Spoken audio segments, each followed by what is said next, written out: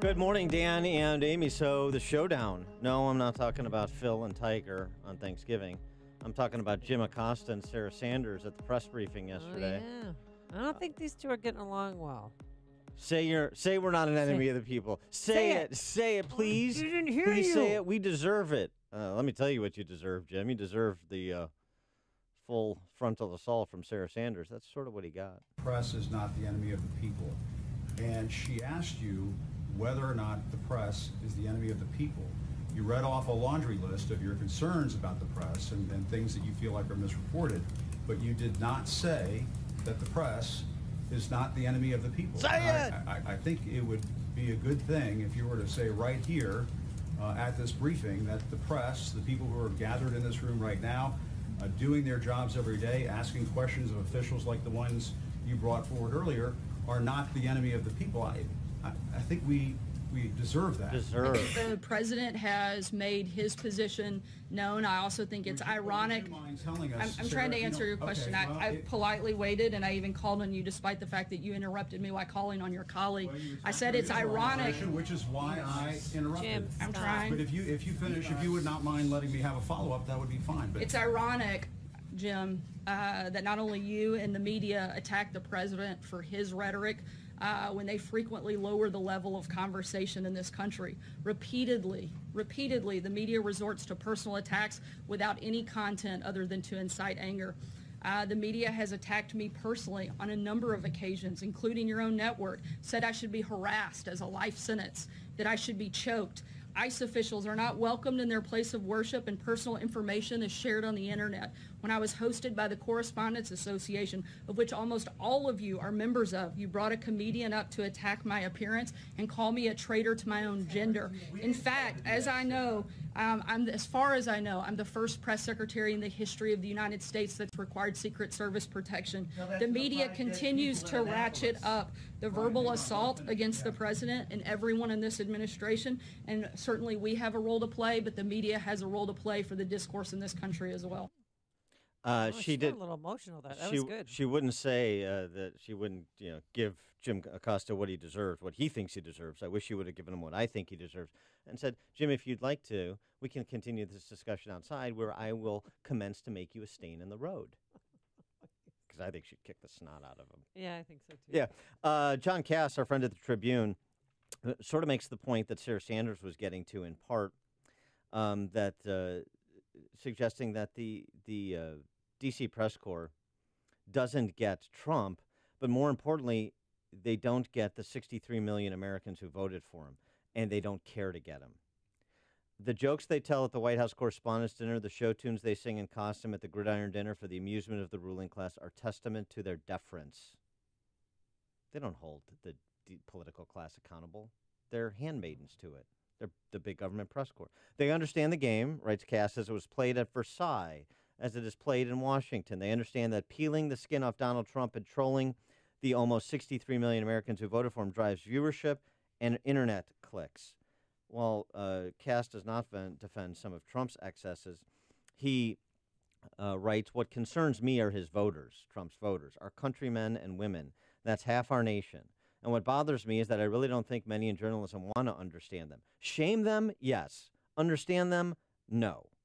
What's clear from the anti-Trump punditry is that Trump supporters are still detested. The working class, the suburbanites in high-tax blue states, the families in rural America, all painted with a broad brush and dismissed regularly by the pundit class as hateful, xenophobic, and worse." Good write-up by John Cass, the Tribune, you should check out. For more on this topic, we're pleased to be joined by our friend Tim Carney, senior political columnist for the Washington Examiner. Tim, thanks so much for joining us. Appreciate it. Morning, Dan and Amy. So I know you're a senior political columnist, so you don't do impressions, but your impressions of the Acosta-Sarah Sanders back and forth. Well, I mean, first of all, before that is Donald Trump saying the press is the enemy of the American people. And the president shouldn't say that. And I've been saying this for, the entire time that Trump has been the nominee and the president. There's a greater burden on the president to not attack classes of Americans. So I wanted to say that first. Okay. The main thing here is Trump. Then you got Acosta, who clearly sees his job as being a performer. It's a very interesting thing. Ever since TV started in those White House, briefings, there's been an element of performance mixed with the element of let's get information from the White House. Acosta has gone 100% to the sort of performance art in there. The performative resistance is what my Examiner colleague Beckett Adams calls it. He's got the hashtag resist there. That's the way he's behaving. That's actually. Sorry to interrupt, but that's really a good point. Before TV, I assume that the D.C. press corps showed up in cut off jean shorts and T-shirts, and now, as you say, now they're performing. Now it's a show.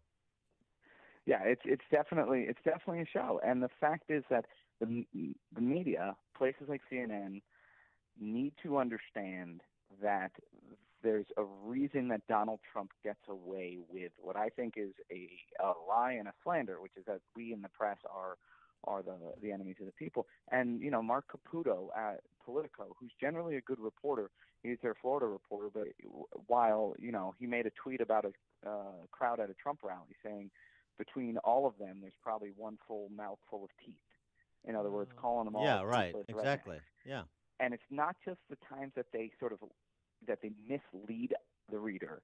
If you're the average reader out there who's not in the press, you've been lied to, but also they lie about you and they mock you, and that's what Sanders is trying to say there, and that's what you were saying, is to say, oh well, all these Trump supporters don't have teeth.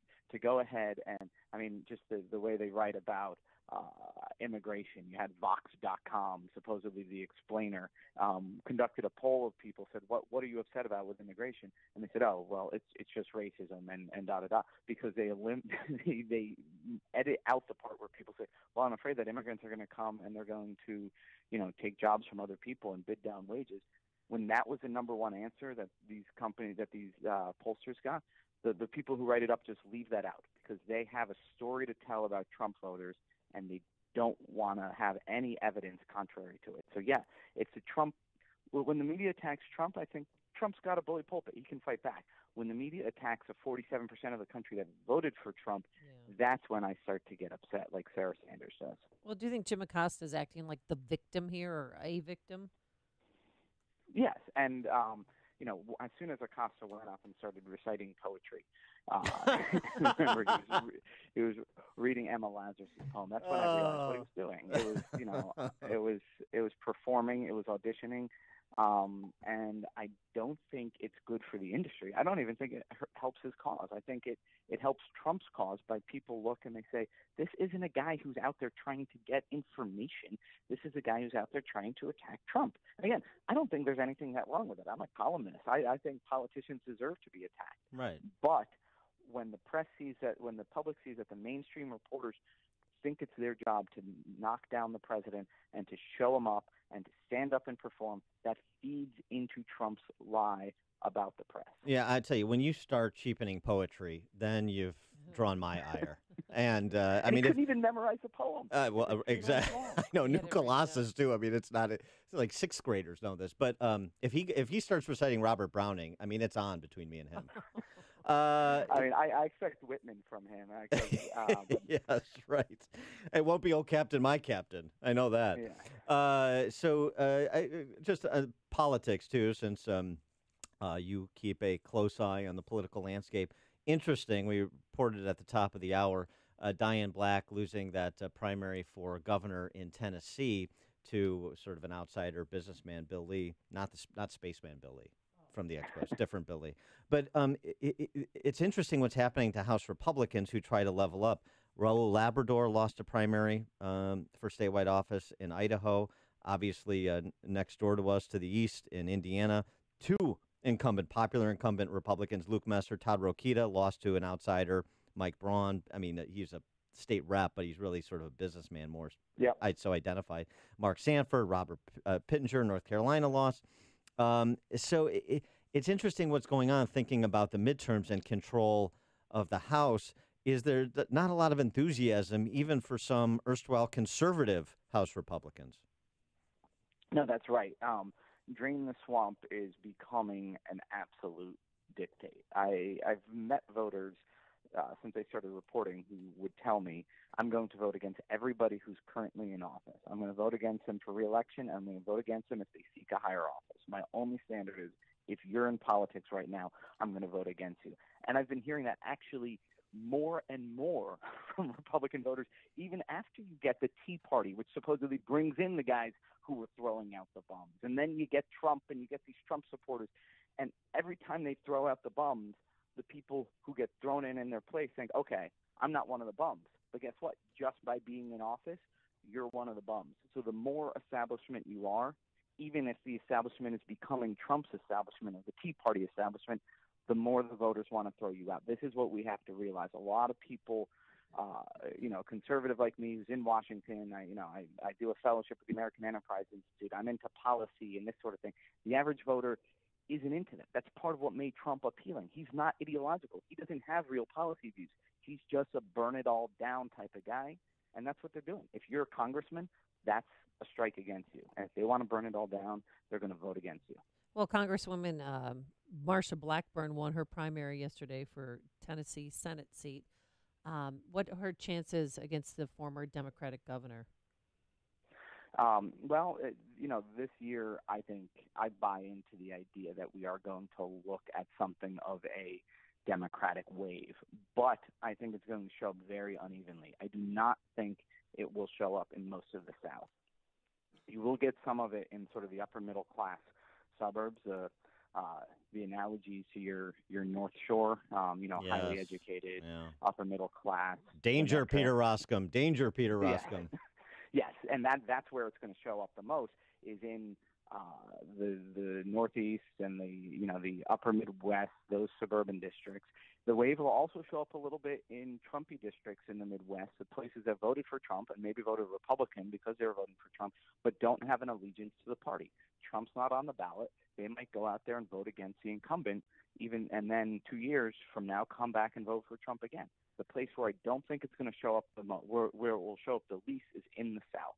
That's going to be my prediction right now. So Tennessee has a tiny bit of Midwestern in it and has some upper middle class suburbs, but it's basically a southern state. So that's down south is where I think Republicans will be safest. The only thing that could hurt Tennessee is all the Chicagoans who've moved to Nashville. Yeah, that's Let me ask you this. I want to pick up on something you were saying, Tim, about being a policy guy. Most people are not policy oriented. They're not reading white papers from the American Enterprise Institute or other think tanks, and that's true. Which they should. Of course they should. And you should get a raise. You deserve it, like Jim Acosta deserves an apology. Exactly. Kim Strassel, who has been really great, done great reporting and commentary on the Russian collusion investigation, a number of areas, certainly not anti-Trump, but she has a piece out yesterday, Failure to Communicate, about Trump whiffing on one of the best political messages in decades, the performance of the economy and the steps that this administration has taken, particularly in the area of deregulation. She points out that the EPA and Transportation Department just released a plan to relax Obama administration car emission standards that are projected to save consumers $500 billion. It might be the biggest deregulation ever, she writes. And Dan Henninger in the Wall Street Journal sort of had a similar piece earlier this week. It was sort of an elevated version of "It's the economy, stupid," that Trump and Republicans should be messaging, and Trump runs interference into the messaging when he gets off on the range of topics that he veers off on. Do you agree with that, or is Trump sort of undisciplined like a fox? In other words, people want the entertainment. They want the binary, us against them, and here's the them today, and here's the them tomorrow. And that's more interesting and more galvanizing than talking about the particulars of this car emissions deregulation that's going to save you some money the next time you buy a car.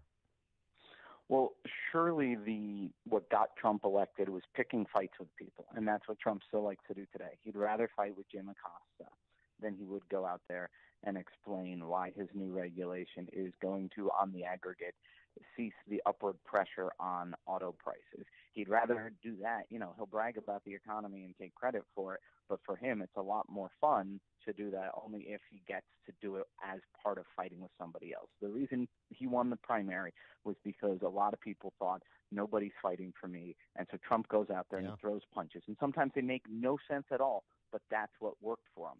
Will that work for Republicans in 2018? I don't think so. I think what worked for Trump in the ballot box in 2016 is not going to help lift the party in general. I think more of an economic message would help lift the party.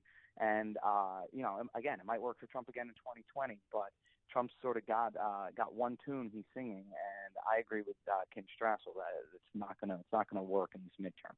He is Tim Carney, senior political columnist for the Washington Examiner, always a must-read, WashingtonExaminer.com. Tim, thanks, as always, for joining us. Appreciate it. Hey, thanks, guys. And he joined us on our turnkey.pro answer line.